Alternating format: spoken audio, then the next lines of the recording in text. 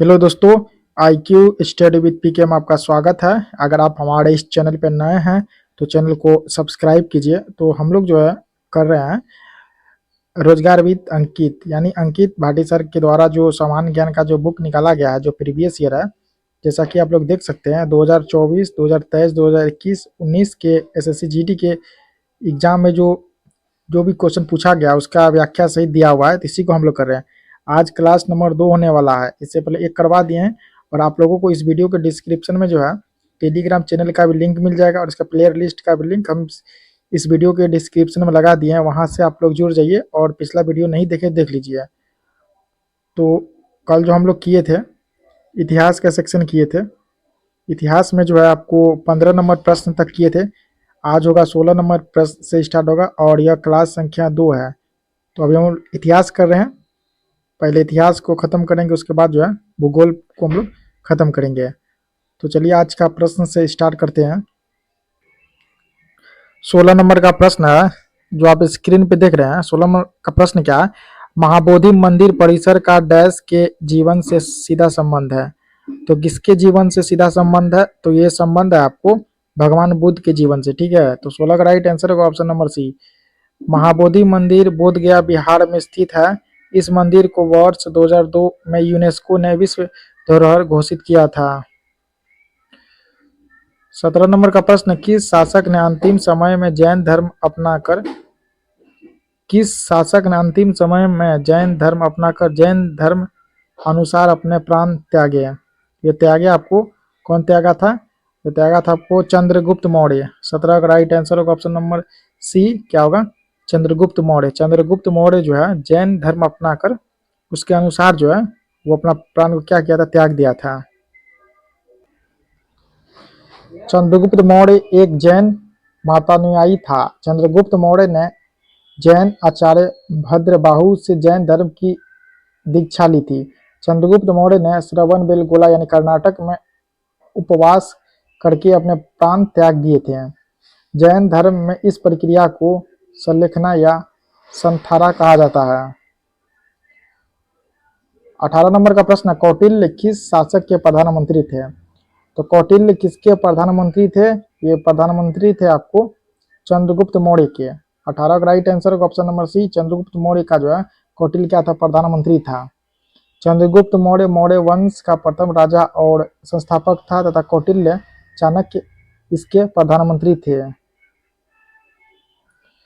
इसके बाद 19 नंबर का प्रश्न है, अशोक के निम्नलिखित अभिलेखों में से किसमें दक्षिण भारतीय राज्य का उल्लेख है? तो ये जो उल्लेख है आपको किसमें है? ये है द्वितीय मुख्य शिलालेख, ऑप्शन नंबर बी। अशोक के अभिलेखों को 3 भागों में बांटा गया है,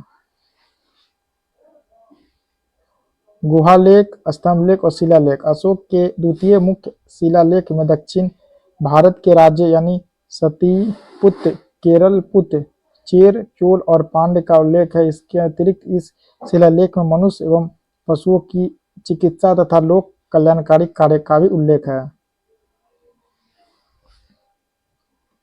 20 नंबर का प्रश्न है, निम्नलिखित में से कौन सबसे प्रसिद्ध शासक था जिसने काठियावाड़ में सुदर्शन झील का जीर्णोद्धार करवाया था? ये करवाया था, कौन करवाया था? तो रुद्रदामन प्रथम ने। 20 नंबर का राइट आंसर होगा ऑप्शन नंबर सी, रुद्रदामन प्रथम। शकों के सर्वाधिक प्रसिद्ध राजा रुद्रदामन प्रथम के विषय में जूनागढ़ अभिलेख से जानकारी मिलती है।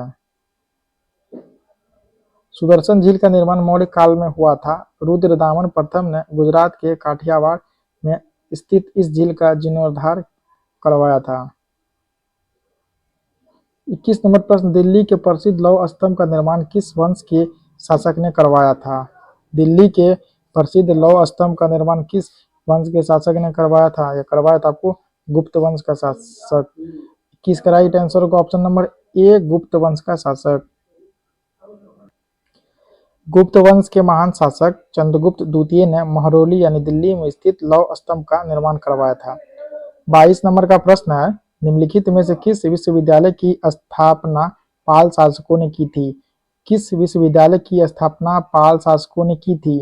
तो ये किया था आपको विक्रमशिला विश्वविद्यालय का। ठीक है, तो 22 का राइट आंसर होगा ऑप्शन नंबर बी, विक्रमशिला विश्वविद्यालय का जो स्थापना जो है पाल शासकों ने करवाया था। विक्रमशिला विश्वविद्यालय की स्थापना पाल वंश के शासक धर्मपाल ने की थी।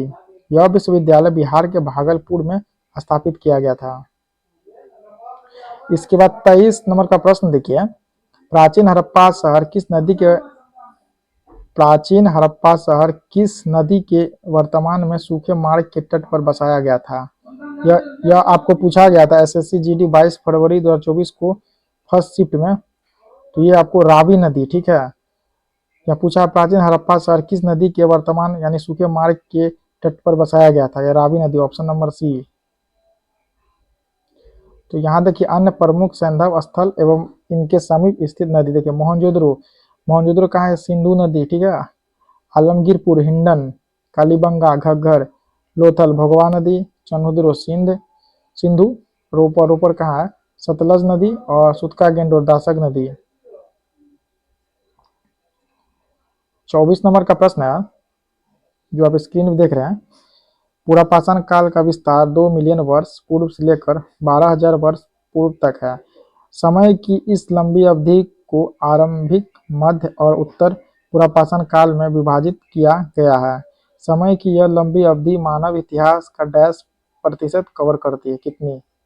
यह करेगी आपको 99। 24 का राइट आंसर होगा ऑप्शन नंबर बी, 99।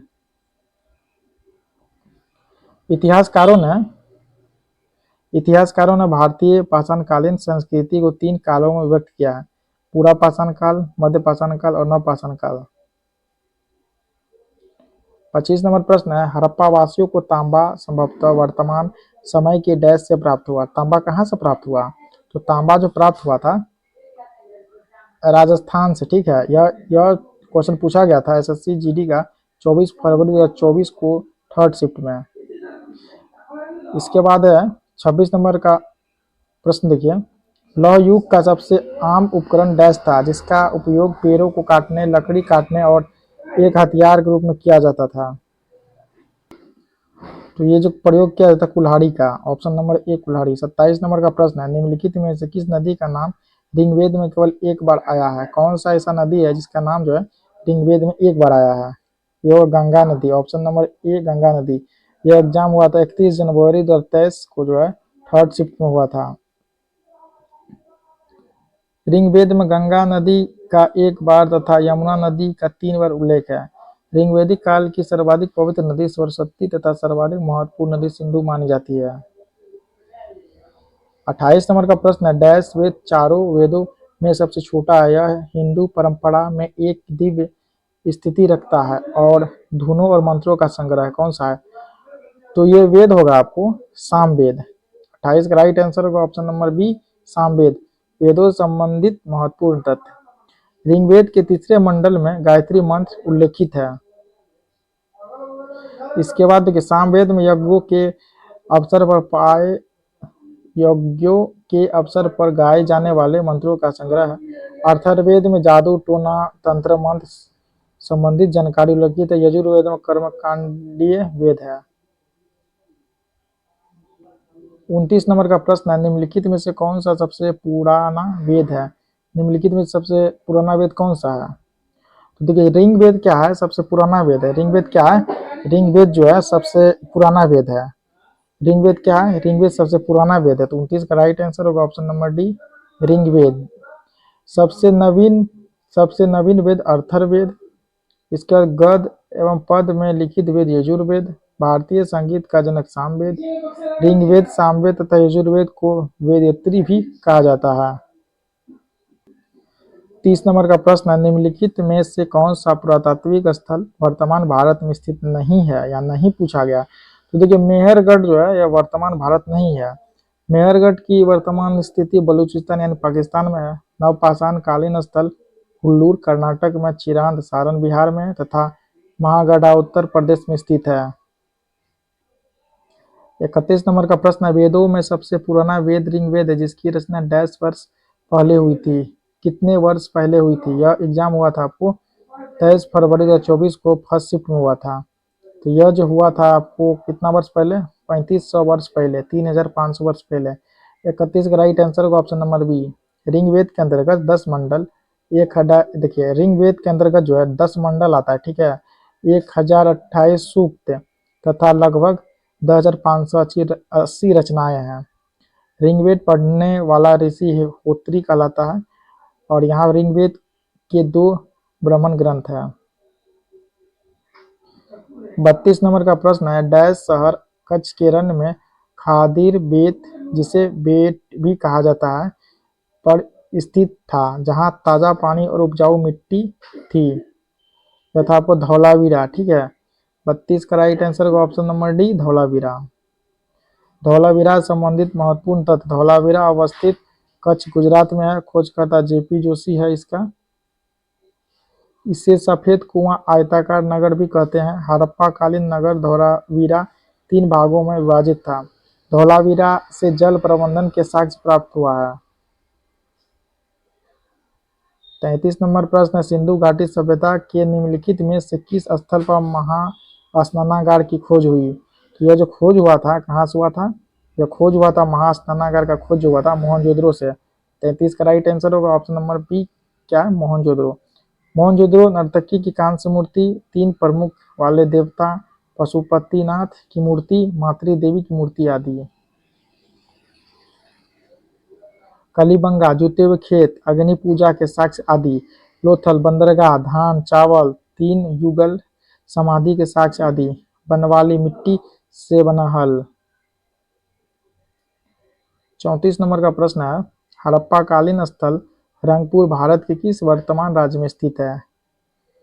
यह पूछा था 7 दिसंबर 2021 को फर्स्ट शिफ्ट में यह क्वेश्चन। हड़प्पा कालीन स्थल रंगपुर भारत के किस वर्तमान राज्य में स्थित है?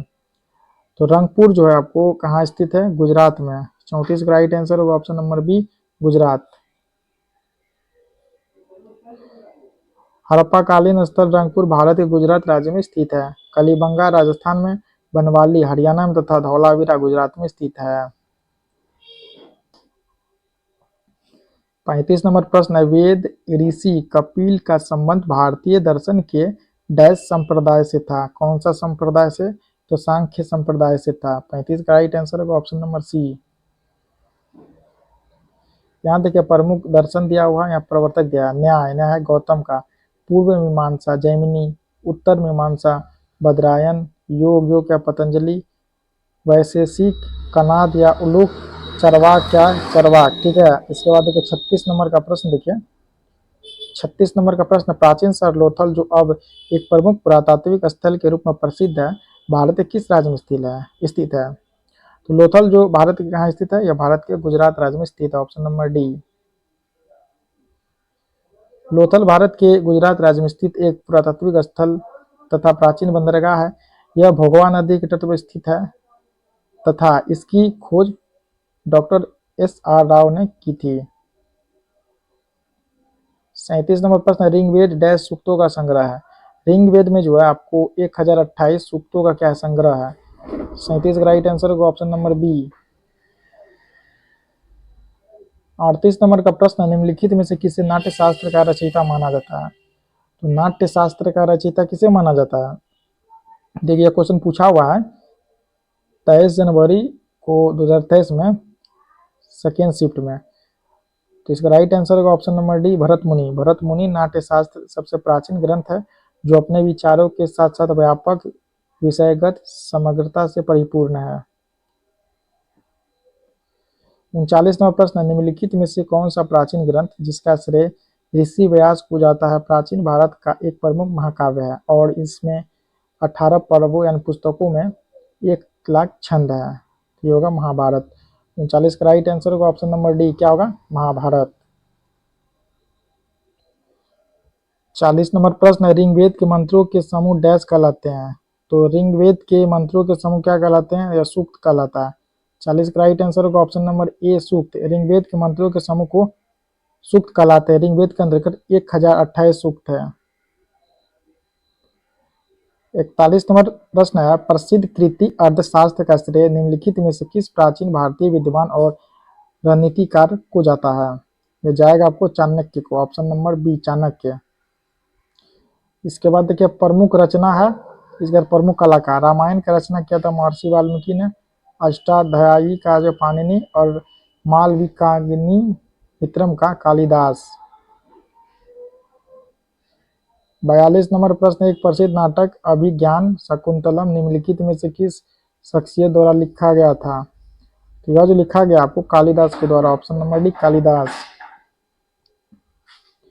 प्रमुख रचना और उसके लेखक है मुद्रा राक्षसम, राक्षस का विशाखदत्त, देवी चंद्रगुप्तम का विशाखदत्त, ऋतु संहार का जो है कालिदास, कुमार संभवम का कालिदास, मेघदूत का कालिदास, रघुवंश का कालिदास, विक्रमोर्वशीयम का जो है कालिदास। अश्वघोष बुद्ध रचित के लेखक हैं, कलहन राजतंगिनी के लेखक हैं। 43 नंबर प्रश्न, कौटिल्य ने निम्नलिखित में से कौन सी पुस्तक लिखी थी? तो कौटिल्य जो लिखा था पुस्तक, वह पुस्तक था आपको अर्थशास्त्र, ऑप्शन नंबर ए अर्थशास्त्र। अर्थशास्त्र की रचना चंद्रगुप्त मौर्य के प्रधानमंत्री कौटिल्य ने की थी। इसमें चंद्रगुप्त मौर्य की शासन व्यवस्था पर पर्याप्त प्रकाश डाला गया है। 44 नंबर प्रश्न है, वराहमिहिर की रचना पंच सिद्धांतिका डैश खगोलीय सिद्धांत से संबंधित है। वराहमिहिर की रचना पंच सिद्धांतिका डैश खगोलीय सिद्धांतों से संबंधित है। यह संबंधित है आपको 5। 44 का राइट आंसर होगा ऑप्शन नंबर ए 5। वराहमिहिर की अन्य रचनाएं लघु जातक, बृहत संहिता, बृहत जातक है। 45 नंबर प्रश्न है, सिकंदर ने किस वर्ष भारत पर आक्रमण किया? सिकंदर किस वर्ष भारत पर आक्रमण किया? तो सिकंदर ने भारत पर आक्रमण किया आपको 326 ईसा पूर्व। सिकंदर से संबंधित महत्वपूर्ण तथ्य देखिए क्या इसमें डिस्कशन में। यूनानी शासक सिकंदर का भारत पर आक्रमण 326 ईसा पूर्व हुआ था। सिकंदर के पिता का नाम फिलिप द्वितीय थे। सिकंदर के गुरु अरस्तु थे। सिकंदर के भारत पर आक्रमण के समय मगध साम्राज्य उत्तर भारत पर नंद वंश का शासक था। सिकंदर की मृत्यु 323 ईसा पूर्व में बेबीलोन नामक स्थान पर हुई। इसके बाद 46 नंबर का प्रश्न है, ध्यान से देखिए इसे। हर्यंक वंश के उस शासक का नाम बताइए जो अजातशत्रु का पुत्र था और जिसने पाटलिपुत्र की नींव रखी। तो ये था आपको 3 मार्च 2019 को थर्ड शिफ्ट में एग्जाम हुआ था SSC-GD का। इसका राइट आंसर होगा option number C Udayin. Haryanka वंश के संस्थापक बिंबिसार था। अजातशत्रु के पुत्र उदायन ने गंगा तथा सोन नदी के संगम तट पर पाटलिपुत्र यानी कुसुमपुरा नामक नगर की स्थापना की थी।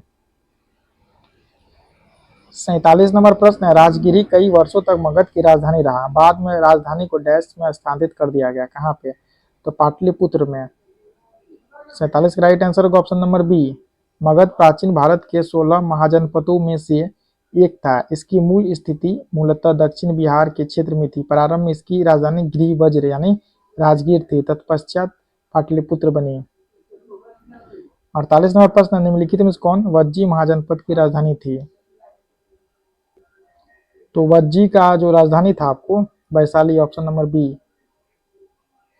देखिए यहाँ प्रमुख महाजनपद है और राजधानी देखिए, सूरसेन का राजधानी था मथुरा, वत्स का राजधानी था कौशाम्बी, कुरु का राजधानी था इंद्रप्रस्थ, कौशल का जो है राजधानी था श्रावस्ती या अयोध्या, मगध का राजधानी था गिरिवज्र यानी राजगिरी, मत्स्य का राजधानी था विराटनगर। 49 नंबर प्रश्न है, निम्नलिखित में से कौन सा 16 महाजनपद में से एक नहीं था? तो देखिए कामरूप जो है यह जो है 16 महाजनपद में से नहीं था। इसके बाद देखिए महाजनपद की कुल संख्या 16 थी। इन महाजनपदों का उल्लेख बौद्ध ग्रंथ अंगुत्तर निकाय तथा जैन ग्रंथ भगवती सूत्र में वर्णित है। 16 महाजनपद अंग मगध, काशी, वत्स, वज्जी, कौशल, अवंती, मल्ल, पंचाल, चेदी, कुरु, मत्स्य, कंबोज, सूरसेन, अस्मक, गंधार था। इसके बाद 50 नंबर प्रश्न है, वर्धमान महावीर जैन धर्म के अंतिम और डैश तीर्थंकर थे। वर्धमान महावीर जैन धर्म के अंतिम और डैश तीर्थंकर थे। ये 24। 50 का राइट आंसर होगा ऑप्शन नंबर डी, क्या हो जाएगा 24। जैन धर्म के प्रथम तीर्थंकर जो ऋषभदेव थे, याद रखिएगा। जैन धर्म के 22वें तीर्थंकर थे अरिष्टनेमी। जैन धर्म के 23वें तीर्थंकर थे पार्श्वनाथ।